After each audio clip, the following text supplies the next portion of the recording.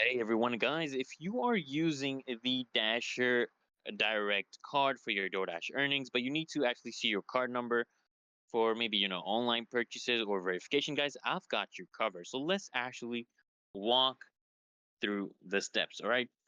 So first, I'm going to give you a quick heads up, right? DoorDash hides your full card number for security reasons. However, you can actually still access it through the Dasher Direct app. So here's how you do it, guys. So you want to actually first open up, the Dasher Direct app on your phone. And if you haven't already, guys, log in, okay, using your credential if you have not done that already. And from the main dashboard, guys, you want to tap on your card details or, the card icon, and you'll see partial details of your card, like the last four digits. And to view the full number, you just want to tap on a view full card number.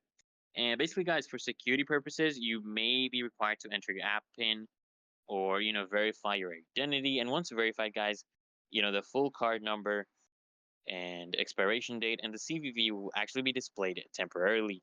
Remember, guys, only access this information on a trusted device and avoid sharing your card number with anyone. And that's it, guys. If you found this video helpful, don't forget to like, comment, and subscribe for more tutorials. Thanks for watching, guys, and I'll see you in the next one.